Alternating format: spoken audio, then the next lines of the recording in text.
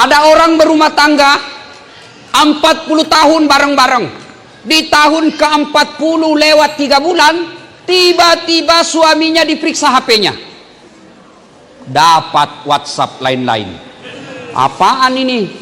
Hah? Siapa ini? Tanda lope-lope. Apamu ini? Kau tulis lope-lope. Tanda-tanda cinta. Siapa ini? Kata suaminya, teman kuliah. Apa teman-teman kuliah? Mulailah marah terus, diungkap terus. Akhirnya apa? Ceraikan saya. Ternyata selama ini kau berkhianat. Ceraikan saya. Dia lupa suaminya yang sudah bikinkan rumah. Dia lupa suaminya yang kasih kemas. Dia lupa suaminya yang sudah kasih anak. Dia lupakan suaminya yang telah mendidiknya. Dia lupakan suaminya jasa-jasanya yang puluhan tahun memberi dia pakaian. Hanya karena persoalan WhatsApp yang salah kirim.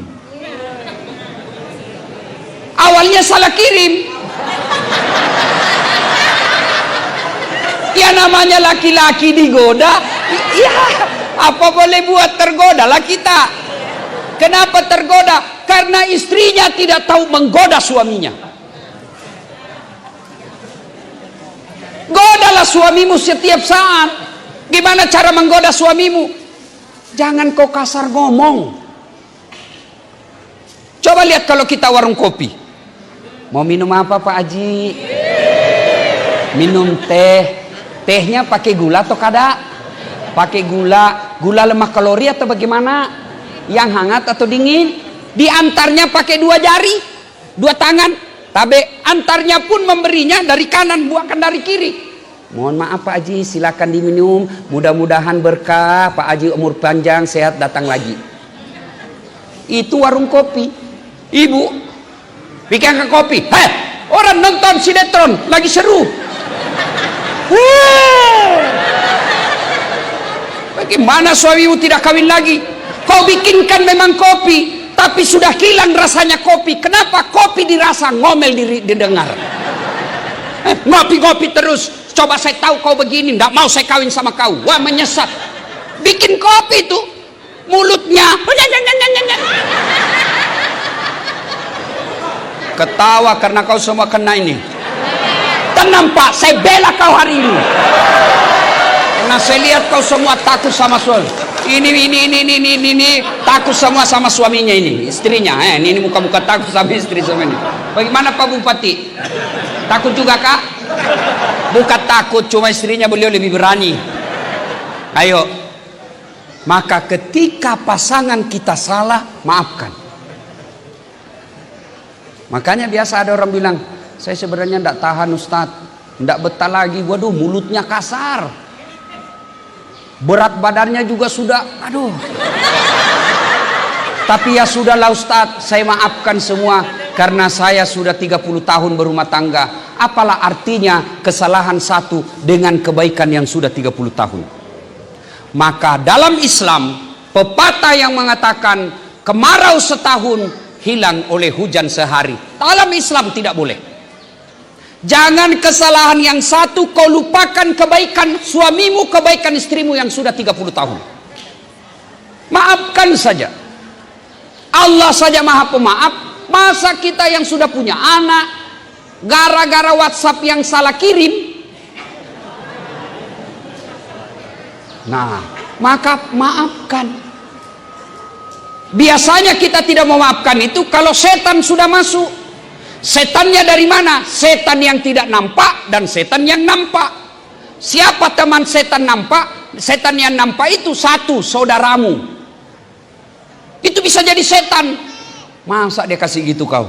Tega-teganya, kau sudah setia selama ini, kau betul-betul jadi ibu rumah tangga, dia kau urusi anak-anakmu, masa ternyata dia selingkuh selama ini? Itu provokator. Kalau istri yang baik, dia akan katakan, ya begitulah manusia biasa, memang kadang kala hilap. Maka ibu yang begini, ibu telah sukses mencontoh Nabi.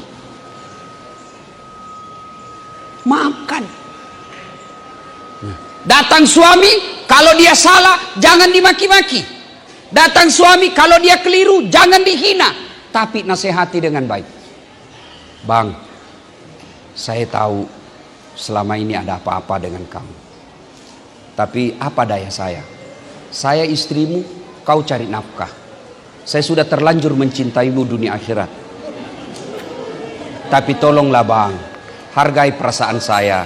Janganlah kau ulang lagi. Bukan untuk saya, tapi untuk kita dunia akhirat. Terutama untuk anak-anak kita. Karena bu, laki-laki kalau kau lawan tambah jadi. Tapi kalau kau sentuh perasaannya, kau bujuk dia, maka dia akan luluh. Ibu mau lawan apa? Mau pakai tenaga? Lebih kuat tenaganya suami. Makanya maafkan. Begitu juga bapak-bapak. Tenang ibu, saya bela kau hari ini. Suami istri khilaf, ya sudah maafkan saja. Kalau bapak sudah tidak senang dengan istri, bukan dengan menghinanya, apalagi sampai menempeleng, itu bukan laki-laki yang sakit istrinya. Falaisa minni, kata Nabi, bukan umatku laki-laki yang menghina dan tidak tahu memuliakan istrinya. Nabi katakan bukan bagian dari umatku. Maka kalau salah istrimu, maafkan. Karena memang tidak gampang jadi istri. Bapak pernah rasakan hamil? Tanya ini ibu-ibu. Enak ndak hamil pak? Bu? Enak? Kada. 9 bulan mengandung. Ibu selama mengandung pernah ndak tengkurap? 9 bulan pak, tidak pernah. Tidak pernah tengkurap, tidurnya gaya pasrah. Itu ibu-ibu hamil 9 bulan tidak tengkurap. Bapak 1 bulan aja tidak tengkurap, pusing pak. Jangan ketawa deh, ini urusan orang tua. Coba lihat. Orang berpikir heran, apa yang mereka kejar ke Palestina? Andai ada orang ingin merebut Irak, masuk akal. Merebut Irak karena banyak sumur-sumur minyak. Andai ada mau ekspansi ke Kuwait, masuk akal. Karena sumur minyak di Kuwait banyak. Kenapa kembali ke Palestina? Ada apa? Tanah yang tandus, tanah yang kering kerontang. Mereka ingin membuat sebuah negara dengan keyakinan akan turun Mesias, sang juru selamat yang dijanjikan oleh Tuhan, dengan syarat orang-orang Yahudi mesti kembali ke negeri yang dijanjikan Tuhan. Yang kedua, Mesias sedang menunggu.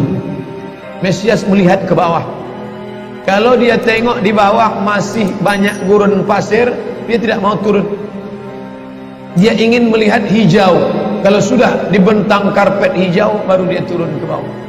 Maka yang dimaksud dengan hijau itu adalah ditanami tanaman-tanaman hijau, penghijauan yang luar biasa. Dan ketika Israel masuk ke Palestina, mereka ambil tanah itu, mereka hancurkan rumah orang Islam, mereka buat tembok panjang. Penjara terbesar dan terpanjang di dunia adalah Palestina. Mereka kurung orang Palestina. Mereka buat tembok beton yang tinggi, panjangnya 700 km lebih. Dari Pekanbaru kita lihat, Anda menuju Medan Sumatera Utara 600 km. Mereka membuat tembok tinggi 700 km. Bayangkan, umat Islam terisolir dan mereka tanami hijau-hijau. Makanya Allah berkuasa, Allah mau tunjukkan kuasa, lalu Allah buat tanaman hijau itu menyala. Dalam pokok yang hijau itu menyala beberapa bulan yang lalu. Heran orang, Allah mau menunjukkan kekuasaannya. Kalian tidak mau tolong Palestina, aku yang akan menolongnya. Tanaman yang hijau yang mereka tanam itu tiba-tiba terbakar. Tidak ada yang bisa mematikannya. Sampai-sampai reporter wartawan Amerika mengatakan, tidak ada yang bisa mematikan kebakaran ini kecuali Tuhan, karena Dia yang membakarnya. Mengerti keadaan kita zaman sekarang. Jangan sampai dikatakan Palestina bukan urusan kita. Ini kan masalah politik. Indonesia ya Indonesia, Palestina ya Palestina. Antum tidak mengerti masalah dunia. Palestina adalah masalah umat Islam. Subhanalladzi asra bi'abdihi. Maha suci Allah yang sudah memperjalankan hambanya minal masjidil haram, dari masjidil haram, ilal masjidil aqsa, masjidil aqsa, masjidil aqsa Palestina. Kita yang tertulis dalam kitab suci kita bahwa kita punya ikatan emosional. Kenapa kita tidak yakin itu? Yahudi, ajarannya dibuat-buat, ajarannya mitos, tapi mereka punya keyakinan yang luar biasa. Mereka rebut negeri itu, mereka kuasai, mereka hancurkan negeri musuh. Atas dasar apa? Keyakinan bahwa Mesias akan datang. Yang kelima, apa yang mereka lakukan untuk Palestina? Mereka meyakini ada Temple of King Solomon, tempel, kuil King Solomon, Raja Sulaiman. Kata dia, King Solomon itu punya tempel kuil, dan Temple of King Solomon letaknya pas di bawah Al-Masjidil Aqsa. Apa maknanya? Mereka mengeruk setiap hari bulldozer, traktor, ekskavator, terus mengeruk keliling Masjidil Aqsa. Mereka ingin meruntuhkan Masjidil Aqsa.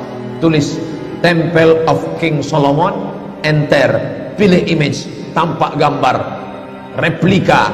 Inilah kerajaan Sulaiman yang ada di bawah Masjidil Aqsa. Akan mereka naikkan. Mereka sudah bangunkan rumah kecil replikanya, seperti orang Riau membuat rumah replika, rumah Melayu Kampar, rumah Melayu Siak, rumah Melayu Bengkalis. Di mana rumah itu? Di Purna MTQ. Anak-anak kita kalau mau tahu bagaimana rumah Melayu Kampar, bagaimana rumah Melayu Siak, bagaimana rumah Melayu Pelalawan, pergi ke sana. Sebagiannya ada, sebagian tak ada, entah kemana pergi. Tapi mereka membuatkan itu. Inilah dia replika kerajaan Temple of King Solomon. Artinya apa? Mereka ingin menghancurkan Al-Masjidil Aqsa berkeping, sampai akhirnya disitulah nanti kemarahan umat Islam. Entah marah entah tidak, melihat gayanya tak marah.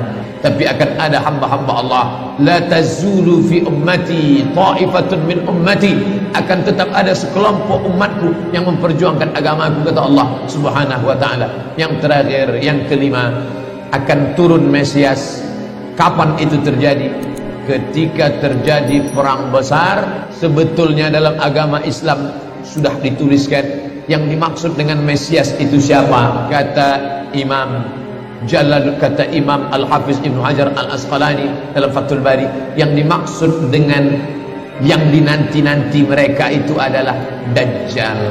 Dajjal itulah sesungguhnya yang sedang mereka nanti.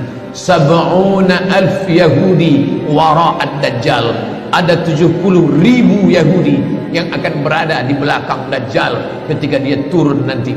Makanya tiap hari, tiap petang kita berkata, Allahumma inni a'udzubika min adzabi jahannam wa min adzabil qabri wa min fitnatil mahya wal mamat wa min syarri fitnatil masihid Dajjal. Dajjal itulah yang sedang mereka tunggu. Dajjal itulah yang sedang mereka nanti-nantikan.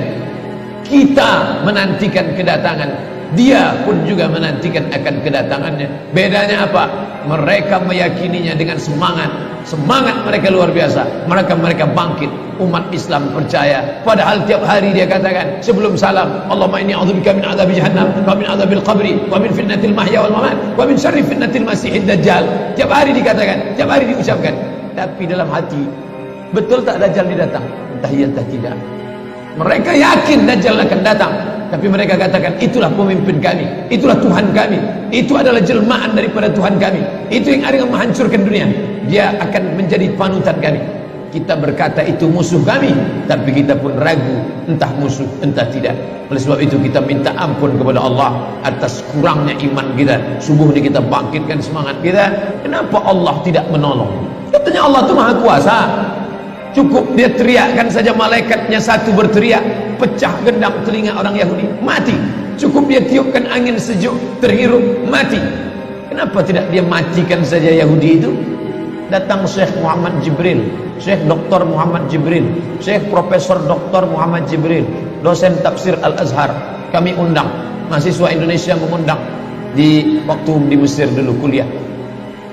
Lalu saya tanya, Assalamualaikum Syekh. Ya, kaum Ad binasa, kaum Samud binasa, kaum Midian binasa, kaum Iram binasa, kaum Fir'aun binasa. Kenapa Allah tidak membinasakan Israel ini? Senyum Syekh Muhammad Jibril. Apa kata dia? Ya beni, anakku, seandainya Allah membinasakan Israel ini, lalu apa yang tersisa untukmu? Ditunjuknya saya. Seandainya Allah membinasakan Israel ini, lalu apa yang tersisa untukmu? Terdiam saya. Allah sengaja sisakan ini sebagai medan jihad kita menolong agama Allah Subhanahu wa ta'ala.